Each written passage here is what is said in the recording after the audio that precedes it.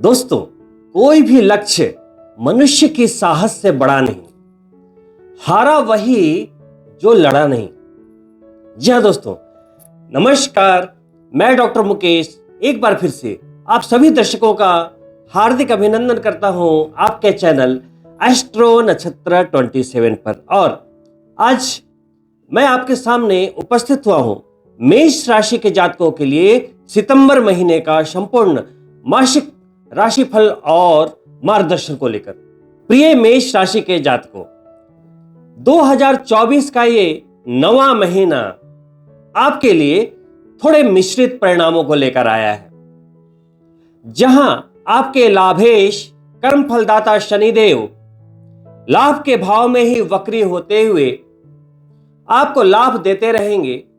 धन के लाभ में कोई कमी नहीं आएगी। वहीं धन के भाव में बैठे देवगुरु बृहस्पति का आशीर्वाद भी आपके सेविंग अकाउंट को, आपके धन कोष को मिलता रहेगा।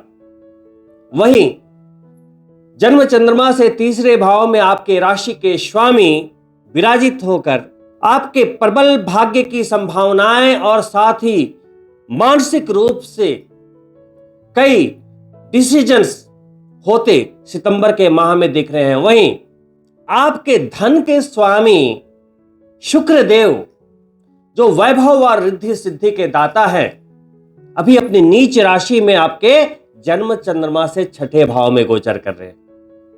केतु से पीड़ित भी है और 16 सितंबर के बाद सूर्य देव भी छठे भाव में अपने सर्वश्रेष्ठ भाव में गोचर करेंगे। लेकिन चूंकि पहले से केतु वहां विराजित है, ग्रहण दोष में आ जाएंगे।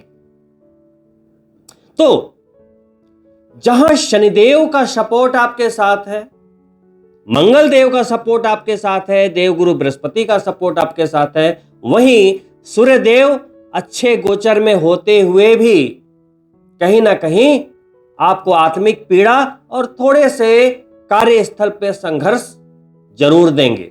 जो शुभ फल है वो तो आपको मिलेंगे ही, लेकिन जहां पे थोड़ी सी परेशानियां दिख रही हैं सूर्य देव के लिहाज से, शुक्र देव की नीचता के अकॉर्डिंग, तो उनके क्या उपाय आप करें कि आपको कोई परेशानी ना आए।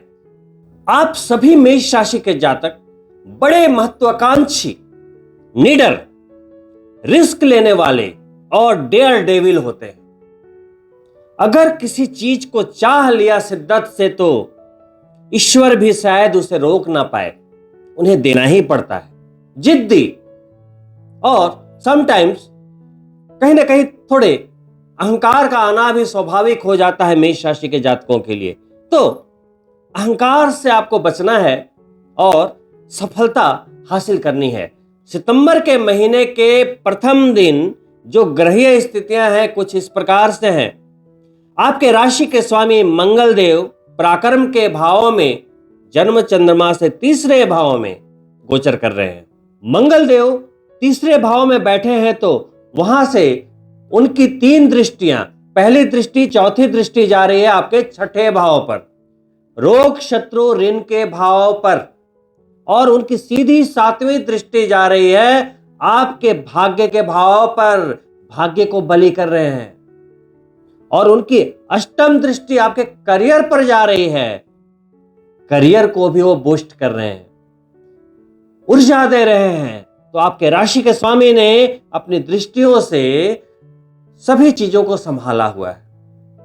करना क्या है, आपके हर डिसीजन का असर आपके करियर पे होगा, भाग्य का साथ मिलेगा और उन्हीं डिसीजंस के जरिए आप स्ट्रगल से, दुखों से, शत्रुओं से, कर्जों से आप बाहर आने में सक्षम होंगे। और गोचर में सबसे बड़ा महत्व होता है आपके राशि के स्वामी का।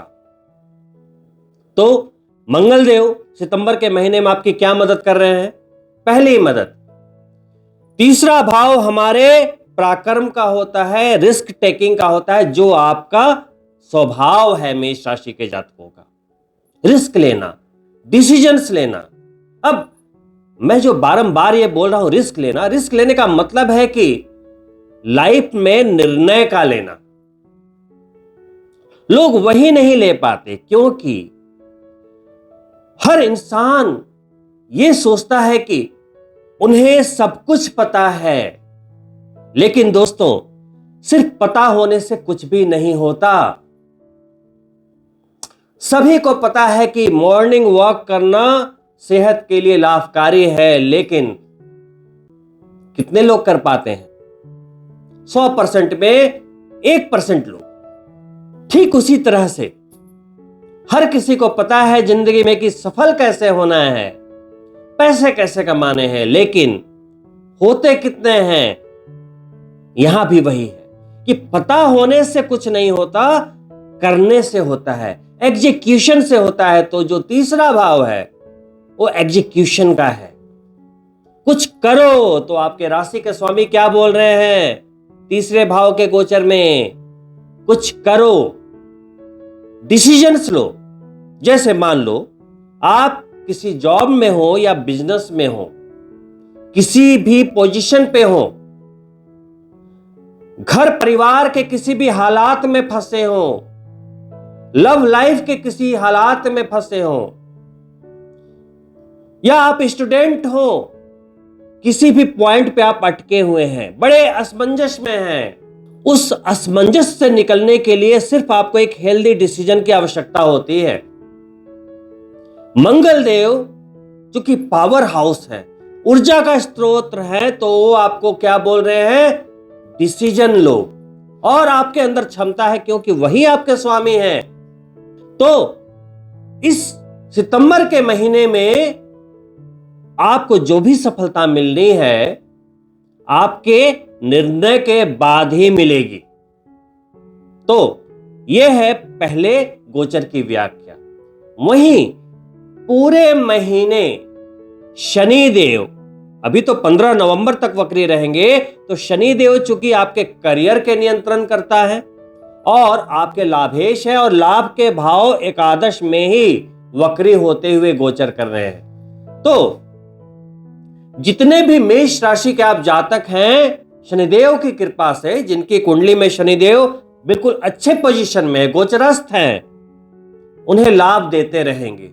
लेकिन शनिदेव जब आपके लाभेश होते हैं तो एक बात कॉमन होती है कि जितने भी आपके लाभ होंगे परिश्रम से ही मिलेंगे, कोई शॉर्टकट नहीं है। मैं हमेशा बताता हूं कि जिंदगी में अगर आप शॉर्टकट ढूंढ रहे हैं तो आपको शायद वो ना मिल पाए और वहां फेल कर जाएं। अगर ढूंढना है तो अपने अंदर छिपे एक शॉर्टकट को ढूंढ लीजिए। कहते हैं ना, कस्तूरी कुंडल बसे मृग ढूंढे वन माही। यानी कि जो हिरन होते हैं ना, वो कस्तूरी की गंध जब उन्हें आती है तो उन्हें पूरे जंगल में ढूंढते रहते हैं पूरी जिंदगी, लेकिन उन्हें यह नहीं पता होता कि कस्तूरी उनके नाभि में ही स्थित है। उसी तरीके से व्यक्ति जिंदगी में हर संभव शॉर्टकट की तलाश कर रहा होता है, लेकिन उसे नहीं पता होता कि शॉर्टकट उसी के अंदर है। जी हां दोस्तों, मैं बात कर रहा हूं आपके जुनून की। कई ऐसे लाइव एग्जाम्पल हैं कि जिस व्यक्ति में सिर्फ जुनून आ गया कि मुझे सफल होना है तो बस वो हो जाएगा। दोस्तों, अगर आप बिना जुनून सिर्फ एक साधारण इच्छा शक्ति से कार्य कर रहे हैं तो वो आपका जॉब हो सकता है, आपका एक छोटा सा बिजनेस, या कुछ लाख रुपए की आमदनी। लेकिन यदि आपके अंदर एक जुनून आ गया कि नहीं, मुझे ये पाना है, तो जैसा कि मैं हमेशा कहता हूं कि एक पैर कटी लड़की ने भी एवरेस्ट फतह कर ली, तो कुछ भी असंभव नहीं है, सब कुछ संभव है आपके माइंड से, आपके निर्णय से, आपकी इच्छा शक्ति से। तो मंगल देव आपको संपूर्ण रूप से आपको वो इच्छा शक्ति दे रहे हैं। अब आपको क्या करना है? आपको उसे अपने अंदर जगाना है। और उस इच्छा शक्ति को मारते कौन है? आपके आसपास के लोग। अरे तू नहीं कर सकता, ये डिसीजन मत लो, आपको लॉस हो जाएगा। तो आप अपने आप को किसी से कंपेयर ना करें, क्योंकि आप मेष राशि के जातक हैं। अपने डिसीजंस खुद लें, अपने जिंदगी की बागडोर अपने हाथों में संभाल लें। यही आपके राशि के स्वामी का मैसेज है। सितंबर के पहले गोचर के रूप में ग्रहों के राजकुमार बुध, जो अभी आपके चतुर्थ भाव में गोचर कर रहे हैं, 4 सितंबर को पंचम भाव में गोचर करेंगे। बुध जो आपके तीसरे भाव के स्वामी होते हैं और छठे भाव के स्वामी होते हैं, जब पंचम भाव में गोचर करेंगे तो सूर्य देव भी वहीं गोचर कर रहे हैं, तो बुध आदित्य योग बनेगा। क्योंकि बुध आपके तीसरे भाव के स्वामी है और छठे भाव के स्वामी है, तो तीसरा भाव क्या है? पुनः, जहां मंगल देव बैठे हैं, निर्णय की क्षमता। और बुध क्या है? बुद्धि। पंचम भाव में गए त्रिकोण और वहां बुध आदित्य योग बन गया, बुद्धि तीक्ष्ण हो गई। विद्यार्थियों के लिए जबरदस्त योग। वही छठे भाव के स्वामी हैं। प्रतिस्पर्धा, प्रतियोगिता, नौकरी, तो उन विद्यार्थियों के लिए बहुत अच्छी बात हो गई जो कंपटीशन फेस कर रहे हैं, नौकरी के लिए इंटरव्यूज दे रहे हैं, तो उनके लिए बहुत ही बेहतरीन बात। वहीं सितंबर के महीने का पूरा जो केंद्र बिंदु है वो आपका छठा भाव है। छठा भाव रोग का होता है, शत्रु का होता है, कर्जे यानी कि ऋण का होता है, वहीं दुर्घटनाओं का भी होता है, नौकरी का भी भाव है, अपमान का भी भाव है, चरित्र हनन का भी भाव है, दुर्गति और दुर्भाग्य का भाव भी है। सारी दुख और चिंताएं, मुकदमेबाजी, सब छठे भाव की देन है। तो छठे भाव में जब सकारात्मक ऊर्जा होती है तो आप दुख, चिंता, अपमान, कर्जे, रोग इत्यादि से मुक्त रहते हैं। दुर्घटनाएं नहीं होती, व्यक्ति संतुष्ट रहता है, हर तरह के कॉम्पिटिशन्स में सफल होता है, नौकरी बढ़िया से चलती है क्योंकि नौकरी का भाव है। लेकिन इस सितंबर के महीने में छठे भाव में थोड़ी बहुत गड़बड़ी होने वाली। सबसे पहले मैं बुध के गोचर को क्लियर कर दूं। देखिए, बुध जब पंचम भाव में जाएंगे तो बुद्धि तीक्ष्ण होगी, तो जो मंगल देव कह रहे हैं कि निर्णय लो, तो आप जो भी निर्णय लेंगे वो जबरदस्त हेल्दी डिसीजन आप ले पाएंगे। 4 सितंबर से लेकर 23 सितंबर तक बुध देव पंचम भाव में रहते हुए हर तरह से बौद्धिक तीक्ष्णता देते हुए आपसे कई तरह के हेल्दी डिसीजन करवाते हुए पुनः 23 सितंबर को वो छठे भाव में, लेकिन अपनी स्वराशि में चले जाएंगे। अब शास्त्रों के अनुसार बुध का गोचर पंचम भाव में भी बढ़िया, छठे भाव में भी बढ़िया है, तो बुध के अकॉर्डिंग आपको अच्छे रिजल्ट मिलेंगे। वहीं जब बुध 23 सितंबर को छठे भाव में यानी कि नौकरी के भाव में गोचर करेंगे, तो जितने भी मेष राशि के नौकरी पेशा लोग हैं वो अपने कार्यस्थल पर अपनी चतुराई से कई कार्यों को सिद्ध करेंगे। बुध जब छठे भाव में बैठेंगे तो 7वीं दृष्टि से विदेश भाव को देखेंगे, और वहां विदेश का कारक ग्रह राहु पहले से बैठा है, राहु की दृष्टि भी आएगी, तो पुनः विदेश योग बुध के द्वारा निर्मित होता हुआ सितंबर के अगले गोचर के रूप में 16 सितंबर को सूर्य देव छठे भाव में गोचर करेंगे। यहां पर बहुत ही समझने वाली बात है। देखिए, सितंबर के पहले 16 दिन जब वो पंचम भाव में रहेंगे तो बुध आदित्य योग भी बनेगा, विद्यार्थियों के लिए बढ़िया, प्रेमी युगलों के लिए बढ़िया, संतान की इच्छा रखने वाले दंपतियों के लिए अच्छा, धन के लाभ की दृष्टि से यदि बोले तो उनके लिए भी अच्छा। लेकिन जैसे ही 16 सितंबर को वो छठे भाव में आएंगे तो शास्त्रों के अनुसार वैसे सूर्यदेव का छठे भाव का गोचर शुभ माना गया है, लेकिन वो अपने पूर्ण रिजल्ट को नहीं दे पाएंगे। क्यों? सूर्य देव धीरे धीरे अपनी नीच राशि तुला की ओर बढ़ रहे हैं, सिर्फ एक राशि पहले है। वहां उनकी युति होगी केतु से, राहु की दृष्टि आएगी, तो सूर्य प्लस केतु ग्रहण दोष होता है। गोचर में ग्रहण दोष बनेगा। आपके धनेश भी नीच राशि में छठे भाव में ही गोचर कर रहे हैं। शुक्र देव वो भी केतु के द्वारा पीड़ित हैं। तो जब सूर्य देव आएंगे तो सारे ग्रह चूंकि सूर्य की परिक्रमा कर रहे हैं, तो सूर्य देव जैसे ही पीड़ित होते हैं तो सूर्य कौन है? हमारी आत्मा, सोल। चंद्रमा मनशो जायते, चंद्रमा हमारा मन है तो सूर्य हमारी आत्मा है। तो सूर्य जैसे ही पीड़ित होंगे केतु से ग्रहण दोष में, कुछ ना कुछ लाइफ में ऐसे इवेंट होते हैं कि हमारी आत्मा भी पीड़ित होती है, आत्मा को कष्ट पहुंचता है। कैसे निपटें, इसके उपायों की चर्चा मैं भी करूंगा, लेकिन पहले पूरी स्थिति समझ लीजिए। देखिए, सबसे पहले तो सूर्यदेव ग्रहण दोष में आ गए। अब ग्रहों का जो ये गोचर होता है कॉम्बिनेशन लॉक की तरह होता है। 9 ग्रह हैं और आपकी कुंडली है। यदि आपकी कुंडली में सूर्यदेव अगर इन 3 युतियों में है तो आपको सावधान रहने की जरूरत है। यदि आपकी जन्म पत्रिका में सूर्य के साथ शनि है, या सूर्य के साथ केतु है, या सूर्य के साथ राहु है, यानी कि पितृदोष या ग्रहण दोष यदि कुंडली में है प्रारब्धवश कि आपको अपने कर्मों का फल इस जीवन में भुगतना है किसी न किसी स्ट्रगल के रूप में, कष्ट के रूप में, तो छठे भाव में जब ग्रहण लगेगा तो छठा भाव क्या है? दुख, चिंता, दुर्भाग्य, स्ट्रगल।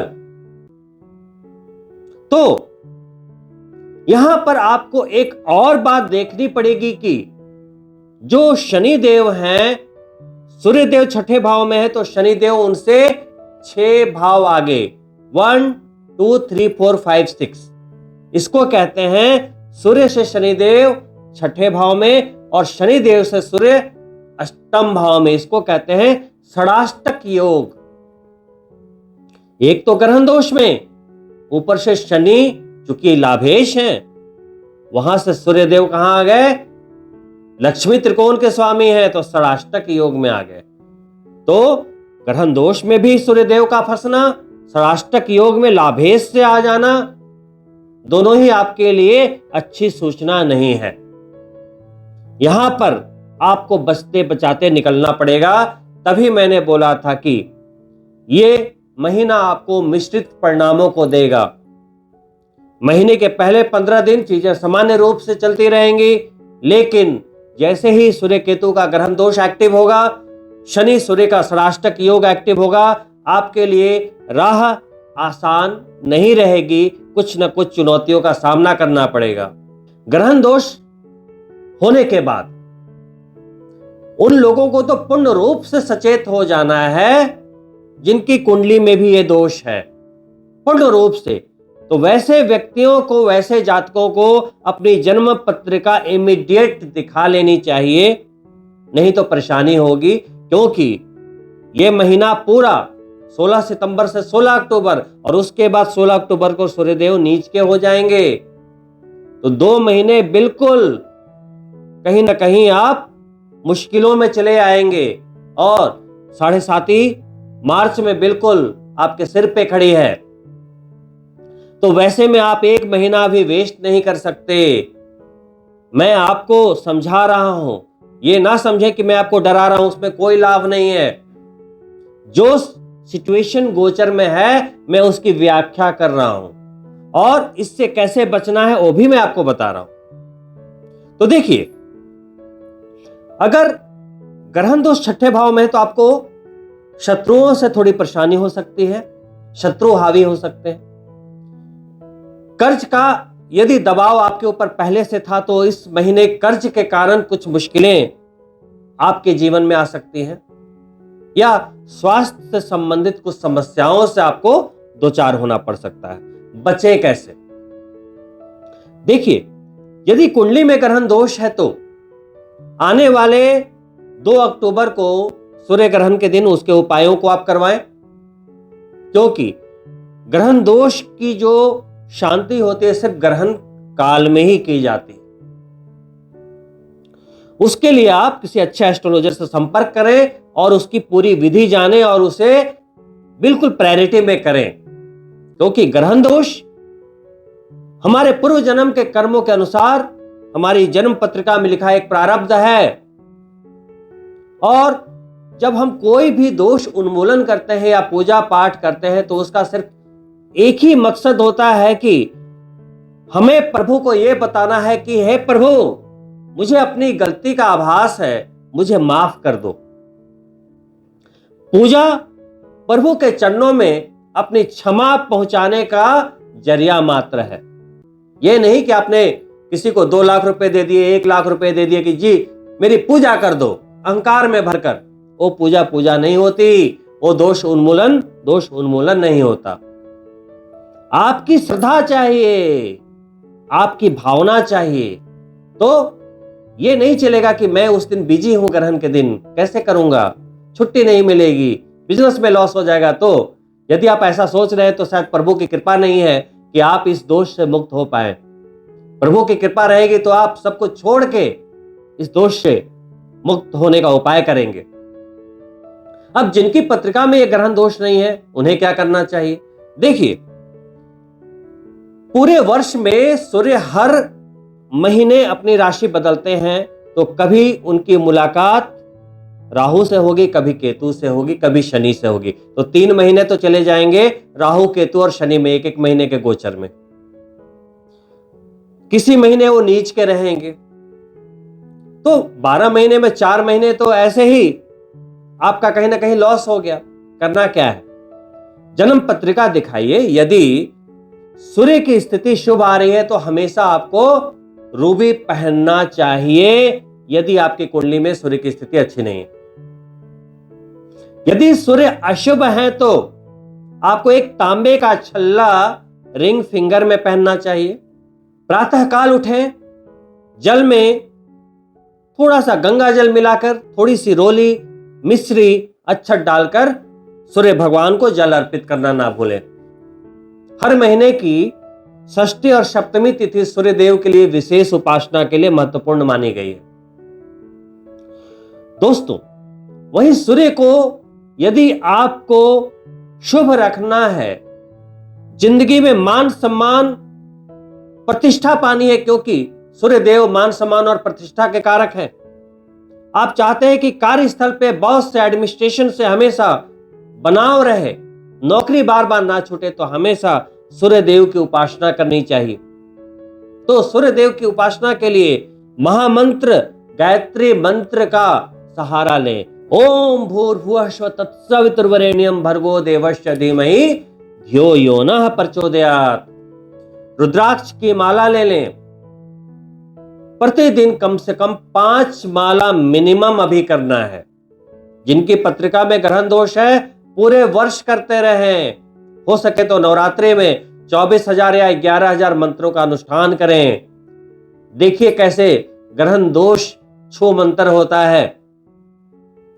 रूबी पहनना जिनके सूर्य शुभ हैं, जिनके सूर्य अशुभ हैं, तांबे का छल्ला पहनना, जिनके ग्रहण दोष है ग्रहण दोष की शांति करवाना और गायत्री मंत्र लगातार करते रहना, ये सारी चीजें आपको ऐड करनी है।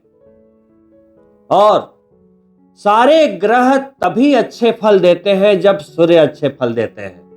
मैं इस बात पर विशेष जोर इसलिए दे रहा हूं कि छठे भाव में जब सूर्य देव ग्रहण दोष में होंगे तो आपकी पत्रिका में ग्रहण दोष या पितृदोष हो या ना हो, सूर्य को पीड़ा होगी तो सारे ग्रहों के जो रिजल्ट देने की क्षमता होती है उसमें न्यूनता आ जाती है। तो कहीं ना कहीं अचानक आपको अपने प्रयास बढ़ाने पड़ेंगे, अपने एफर्ट्स दुगने करने पड़ेंगे, परिश्रम की मात्रा बढ़ानी पड़ेगी, तभी लाभ निकलकर आपके सामने आएंगे। और जो अपने कर्मों के अनुसार आपने पहले से परेशानियां ले रखी है, जैसे कि आपने कर्ज ले रखा है, किसी से दुश्मनी ले रखी है, आप अपने स्वास्थ्य पर ध्यान नहीं देते थे तो कोई बीमारियों ने घेर रखा है, तो जो चीजें पहले से आपने अपने लिए खरीद रखी है, तो ऐसे दोष जब गोचर में बनते हैं तो वो आपको ज्यादा दबाव देना शुरू करते हैं। तो आप सूर्यदेव के संपूर्ण उपायों को करें, क्योंकि देखिए शनि से षडाष्टक योग में होने के कारण देखिए बहुत ही सिंपल है कि परिश्रम करने के बाद भी उचित फलों का ना मिलना, क्योंकि शनिदेव तो वक्री है, लाभ के भाव में है, वो बोल रहे मैं लाभ दूंगा, लेकिन उनके पिताजी आ गए षडाष्टक योग में। ऐसे में उन लोगों को बिल्कुल बचकर रहना चाहिए जिनकी नौकरी पे कोई खतरा है। नौकरी में थोड़ी कहीं ना कहीं उतार चढ़ाव की स्थिति बनी हुई है, एडमिनिस्ट्रेशन से बनाव नहीं है, बॉस से चीजें कुछ ना कुछ अच्छी नहीं चल रही है, संबंध अच्छे नहीं है, कुछ आपके जो कलीग्स हैं या आपके कॉम्पिटिटर्स हैं आपके जड़ों को खोखला कर रहे हैं, पॉलिटिक्स कर रहे हैं, तो ऐसे समय में थोड़ी मुश्किल होने की संभावना होती है। तो 100 बातों की एक बात, अपनी कुंडली की विवेचना करवाइए और बताए हुए उपायों को एकदम इमीडिएट करना शुरू कर दीजिए, इंतजार ना करें। यह नहीं कि कष्ट होगा तो उपाय करेंगे, ऐसा नहीं सोचना चाहिए। वहीं चूंकि सूर्यदेव पंचमेश है तो 16 सितंबर के बाद प्रेम संबंधी रिश्तों में भी बच बचा के रहना पड़ेगा, किसी आर्ग्यूमेंट में ना पड़े, किसी संदेह में पड़ के या किसी औरों की बात को सुनकर अपने रिश्तों को खराब ना करें, ब्रेकअप ना करें, बचा कर रखें रिश्तों को। वो भी आपकी संतान है, चाहे विदेश में हो, चाहे इंडिया में हो, चाहे कहीं भी हो, उन पर भी ध्यान रखना है, क्योंकि पंचमेश पीड़ित होंगे तो कहीं ना कहीं उनके जीवन में भी कुछ ना कुछ चीजें घटित होने की संभावना होती है, तो उन्हें सावधान रखना है, उनकी कुंडलियों पर भी निगरानी रखनी है। अब मान लो कोई मेष राशि का जातक है, चाहे तो शनि की दशा चल रही है या तो सूर्यदेव की दशा चल रही है, समझिएगा बात को, यहां पर कौन सा ग्रह एक्टिव है उसकी बात होती है, फल वैसे मिलते हैं। मान लो सूर्यदेव की दशा चल रही है और सूर्यदेव चले गए ग्रहण दोष में और कुंडली में ग्रहण दोष भी है, तो वैसे में उस जातक को भारी परेशानी हो जाएगी। वहीं मान लो शनि की दशा चल रही है और शनिदेव सूर्य से षडाष्टक योग में आ गए, तो भी वहां परेशानी हो सकती है। तो इन जनरल कि आपकी ना तो शनि की दशा चल रही है ना तो सूर्य की दशा चल रही है, फिर भी गोचर में ग्रहण दोष है, तो यह बात तो तय है कि जिंदगी में कुछ ऐसी घटनाएं संभावित होती है जिससे कि हमारी आत्मा को कुछ न कुछ दुख पहुंचे, पीड़ा पहुंचे। तो हमें पूर्ण रूप से अपने कार्मिक वैल्यू पर निगाह रखनी है कि कुछ भी गलती ना हो, क्योंकि छठे भाव की बात है, जहां गलती हुई मान सम्मान पर आघात होने की संभावना हो जाती है, नौकरी जाने की बात आ जाती है, बिजनेस में लॉसेस की संभावना हो जाती है। इन मुश्किलों में न्यूनता लाने के लिए, संघर्षों में न्यूनता लाने के लिए क्या आप बिल्कुल सेफ रहे, कोई परेशानी ना आए, तो यथाशीघ्र इनके उपाय प्रारंभ कर दें। दोस्तों, वहीं सितंबर के अगले गोचर के रूप में और अंतिम गोचर के रूप में आपके धनेश और आपके सप्तमेश शुक्रदेव जो पहले 18 दिन अपने नीच राशि में है, वो वहां से निकलते हुए सप्तम भाव में आएंगे, अपनी राशि तुला में आ जाएंगे, स्व राशि में आ जाएंगे और वहां से वो दृष्टि करेंगे मेष की जन्म चंद्रमा को, यानी कि आपको। जैसे ही शुक्रदेव 18 सितंबर को सप्तम में आएंगे, जितने भी मेष राशि के बिजनेसमैन हैं वो चैन की सांस लेंगे, क्योंकि शुक्रदेव यदि छठे भाव में है तो शनिदेव से यानी कि लाभेश से उनका भी षडाष्टक योग था, वो भी भंग होगा। जैसे ही शुक्रदेव तुला राशि में आएंगे सप्तम भाव में, उनकी निजता भंग हो जाएगी, क्योंकि नीच राशि में थे ना, कन्या में, वहां से तुला में आ गए, तो नीच राशि से तो एटलीस्ट निकल गए। और जब भी कोई ग्रह अपनी स्वराशि में आता है तो अपने अच्छे फलों को देने लगता है। षष्टक योग भंग हो ही गया। तो जो इसके पहले की स्थिति है, तो देखिए बहुत ज्यादा घबराने की भी आवश्यकता नहीं है। आपके राशि के स्वामी की लगातार दृष्टि छठे भाव पर बनी हुई है।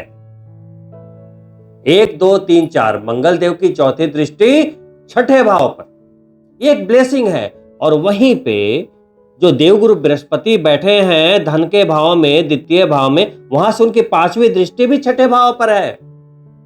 तो जहां सूर्य ग्रहण दोष में है, षष्टक योग में है, शुक्र देव षष्टक योग में है, लेकिन देवगुरु बृहस्पति की निगाह में है और आपकी राशि स्वामी की निगाह में है। तो चीजें जहां गोचर में अशुभ है, वहीं पे कहीं ना कहीं एक देवगुरु बृहस्पति उस पर कंट्रोल बना रहे हैं, मंगल देव कंट्रोल बना रहे हैं। तो ये स्थिति वैसी होगी कि बचते बचाते आप निकलते चले जाएंगे। तो ज्यादा घबराना नहीं है, बस उपायों पर आपको ध्यान देना है। सूर्य देव जब छठे भाव में गोचर करेंगे, भले ही ग्रहण दोष में रहेंगे, लेकिन कुछ लोगों को कुछ फायदे भी होंगे। किन्हें होंगे? जो लोग कोर्ट कचहरी के मामले में, मुकदमे में बहुत लंबे समय से फंसे हुए हैं। वैसे केस में जब सूर्य राहु या केतु के साथ आते हैं तो दुश्मनों पर अचानक दबाव बना देते हैं। बशर्ते कि जन्म पत्रिका में सूर्य की स्थिति आपकी अच्छी होनी चाहिए, जन्म पत्रिका में दोष नहीं होना चाहिए। और जो लोग सत्ता में, प्रशासन में बहुत ही हाई पोस्ट पर काम कर रहे हैं, पावर में है, सिंपली पावर में है, तो जो लोग ऑलरेडी पावर में है, तो जब सूर्यदेव छठे भाव में जाएंगे केतु के साथ, उनकी जब युति होगी तो उनके पावर में और भी 4 चांद लगेंगे, उनकी प्रभुता में और भी 4 चांद लग जाएंगे, उन्हें बड़े लेवल पे कामयाबी मिलेगी। लेकिन फिर से मैं वही बात दोहराता हूं कि यदि आपकी जन्म पत्रिका में सूर्य अच्छे पोजीशन में हुए, कोई दोष ना हुआ, तो इन्हीं शुभकामनाओं के साथ कि आप सभी मेष राशि के जातकों के लिए सितंबर का महीना शुभ साबित हो। आप हर तरह की मुश्किलों से बचते बचाते हुए सितंबर के महीने में अपने लक्ष्य को पूरा करें, मैं आपसे अनुमति चाहूंगा। और आपसे अनुरोध है कि यदि आप मेरे चैनल को पहली बार देख रहे हैं तो सब्सक्राइब करना ना भूलें, साथ ही बेल बटन जरूर ऑन कर लें ताकि आने वाली वीडियो के नोटिफिकेशन आप तक जरूर पहुंचे। साथ ही वीडियो पसंद आया हो तो लाइक करें और अपने मित्रों के लिए शेयर भी अवश्य करें। बहुत ही जल्द मिलता हूं मित्रों दूसरी वीडियो में, तब तक के लिए नमस्कार।